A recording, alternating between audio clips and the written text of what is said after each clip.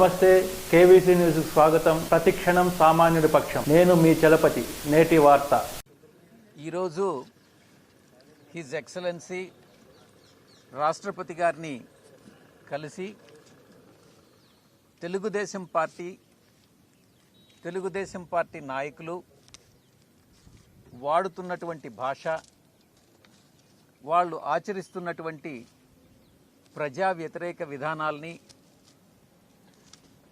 మిగతా రాజకీయ పార్టీల్ని, ముఖ్యంగా అధికారంలో ఉన్నటువంటి వైఎస్ఆర్ కాంగ్రెస్ పార్టీని, మా యొక్క నాయకులు గౌరవ ముఖ్యమంత్రి వర్యులు శ్రీ జగన్మోహన్ రెడ్డి గారిని ఏ విధంగా రాజ్యాంగ విరుద్ధమైనటువంటి భాషను వాడుతున్నారు అన్నటువంటి విషయాన్ని వివరంగా ఎక్స్ప్లెయిన్ చేయడం జరిగింది.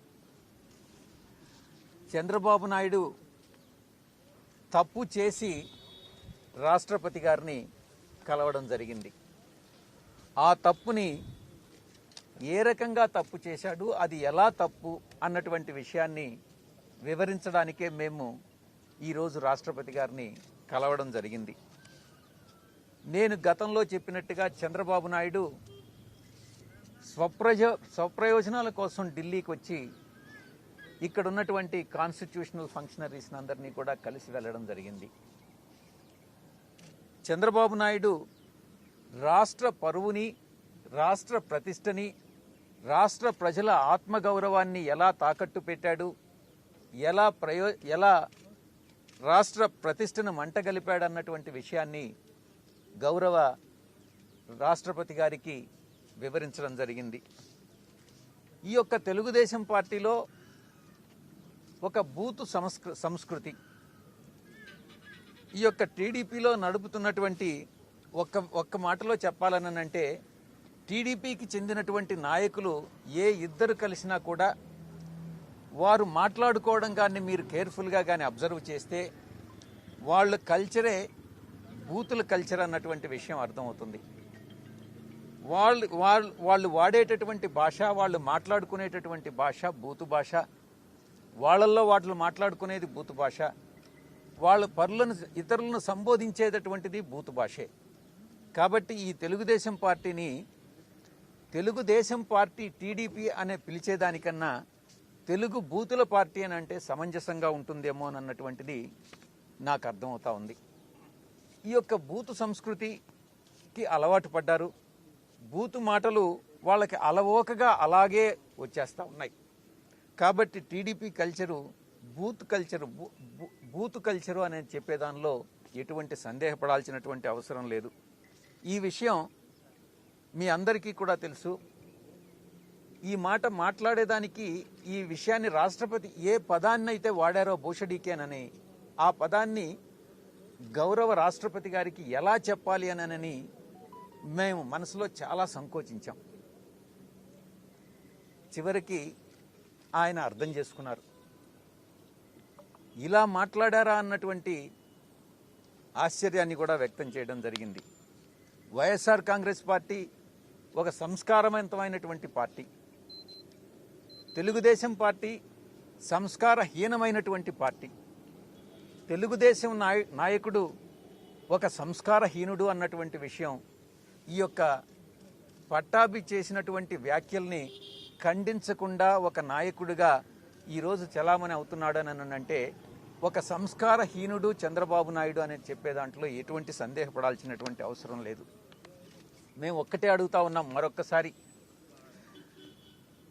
ఏ భాష అయితే ఏ వర్డ్ అయితే వాడారో అనేటటువంటి భూషడీకే అని వాడారో, ఆ పదాన్ని వాళ్ళ స్పోక్స్ పర్సన్ అన్నాడు అన్నటువంటి విషయం రాష్ట్రపతి గారికి చెప్పారా లేదా అన్నటువంటి విషయాన్ని మరొకసారి అడుగుతా ఉన్నాం. ఆ విషయం చెప్పలేదు రాష్ట్రపతి గారికి. రాష్ట్రపతి గారికి మేము ఎక్స్ప్లెయిన్ చేసినప్పుడు నిజంగా ఇటువంటి ఫిల్తీ లాంగ్వేజ్ని కూడా వాడవచ్చా అన్నటువంటి ఆశ్చర్యం వ్యక్తం చేయడం జరిగింది. ఎందుకు ఈ రకంగా జరుగుతూ ఉంది? ప్రతి ఎన్నికల్లో కూడా కన్సిస్టెంట్గా మొట్టమొదటి నుంచి అసెంబ్లీ ఎలక్షన్స్ నుంచి గత 2.5 సంవత్సరాలుగా ప్రతి ఎన్నికల్లో ఓటమి పాలవుతున్నటువంటి తెలుగుదేశం పార్టీ ఒక ఫ్రస్ట్రేషన్లోకి వెళ్ళిపోయింది.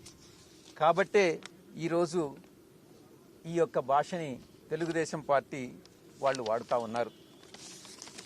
ఈరోజు బద్వేల్లో ఎన్నికల ఫలితాలు వెలువడుతూ ఉన్నాయి, మీరే చూస్తూ ఉన్నారు.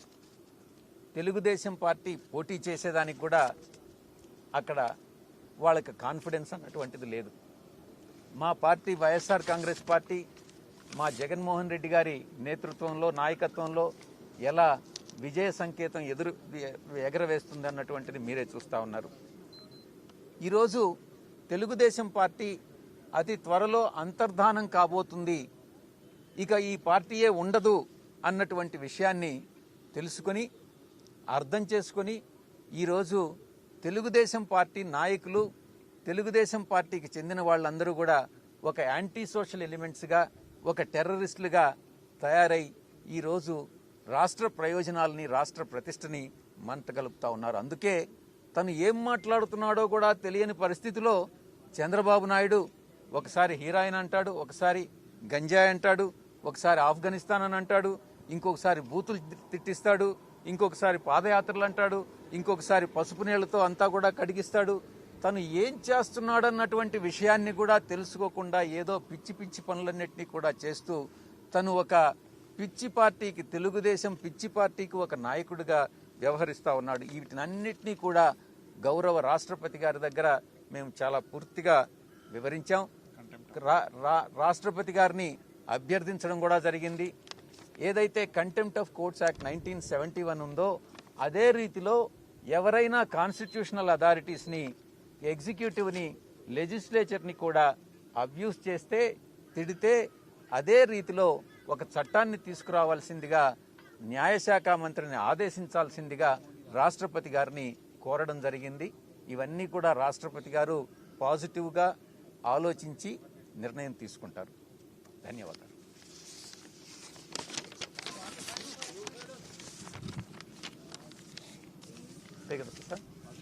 सर इंग्लिश आप बताएंगे, इंग्लिश में बताएंगे.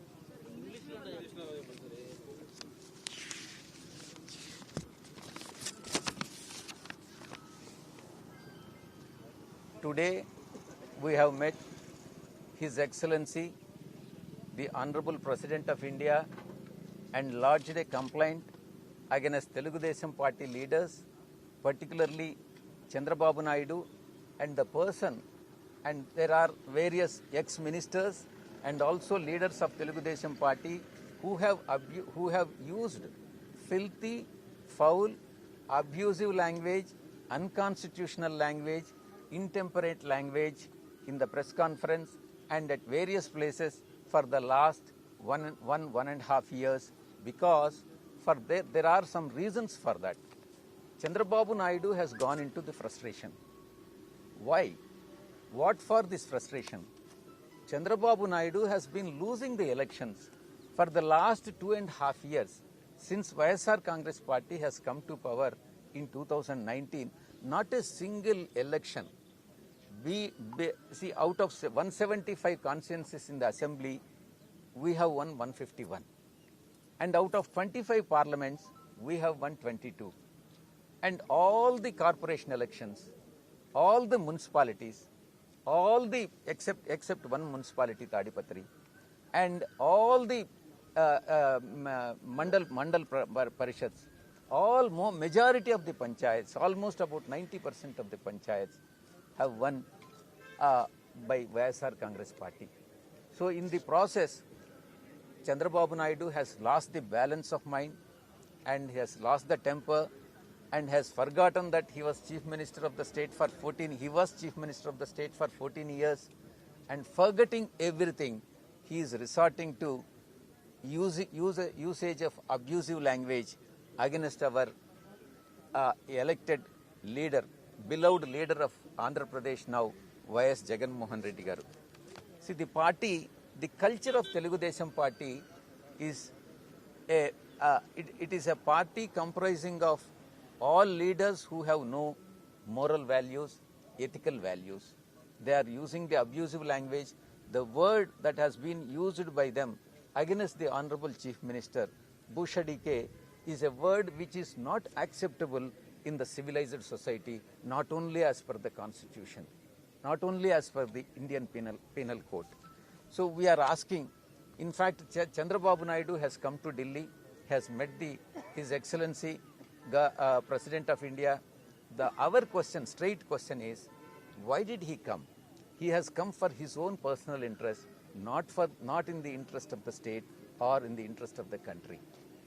Our question to Chandrababu Naidu is whether you have told the Honorable, His Excellency, Honorable President of India, that you and your leaders have used this abusive language against the Honorable Chief Minister. The answer is no. He basically came here, primarily came to Delhi to misguide all the constitutional functionaries and project his own version of what transpired in that press conference. And I have no hesitation to call this Telugu Desam, TDP, Telugu Desam Party, officially known as Telugu Desam Party, is a Telugu abusive party and a group of people who are accustomed to use this abusive and intemperate language, which is not acceptable. And this is evident. Today, the election results are being announced in the case of by-elections of Badvel, where Telugu Desam did not have even the courage to contest the elections also. That is the state of affairs of TDP in Andhra Pradesh. It is only a matter of time that Telugu Desam Party is going to disappear from the political scenario of Andhra Pradesh. This is what Chandrababu Naidu has realized, and thereby he is acting now. After realizing the fact that the party is going to disappear, Chandrababu Naidu is acting like a terrorist and his leaders as anti-social elements. So this is the trend, what the unique trend what he is introducing in the political system in Andhra Pradesh, which is definitely condemnable. And in the process, because of the frustration, he uses so many things.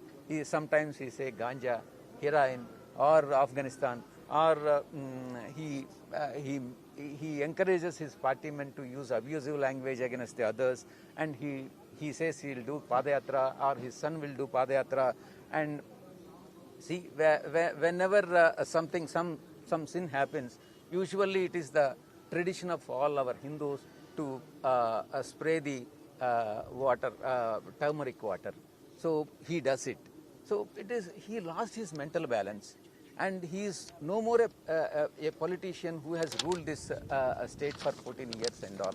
So therefore, all these issues have been explained in detail to the Honorable His Excellency, Honorable President of India. We have requested him to direct the Law Minister to introduce a bill and make an enactment in the Parliament akin to Contempt of Courts Act on the similar lines, wherever the constitutional functionaries, be it a legislature or executive, is abused by the people, and punishment, appropriate punishment, can be awarded as per that particular act, which should be enacted by the Parliament.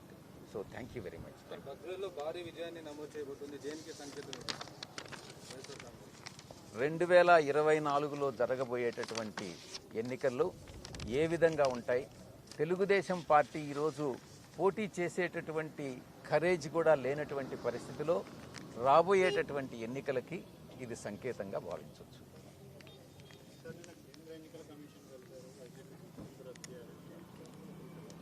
We have requested the Honorable President of India to de-recognize Telugu Desam Party, and because the Telugu Desam Party has become a party comprising of all anti-social elements and terrorists, because there is a scant regard to Telugu Desam Party leaders to the law.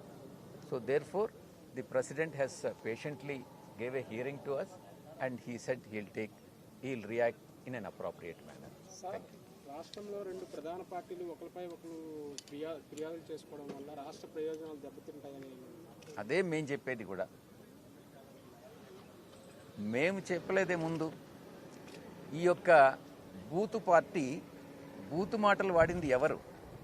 మొదట Chandrababu Naidu, Telugu Desam party, Devineni Uma, bonda Uma, Ayyanna Patrudu, Atchannaidu, ఇంకా మిగతా ఇతరత్ర చంద్రబాబు నాయుడు, లోకేష్, వీళ్ళందరూ కూడా పట్టాభి, వీళ్ళందరూ కూడా ఒక బూతు మాటలకి అలవాటు పడి అదే బూతు మాటల్ని మిగతా పార్టీల మీద సంధిస్తుంటే మేము రియాక్ట్ అయ్యాం.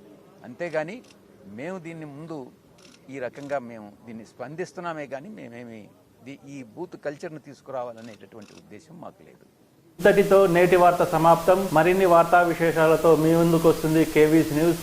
అంటిల్ దెన్ సైనింగ్ ఆఫ్ మీ కేవీ చలపతి.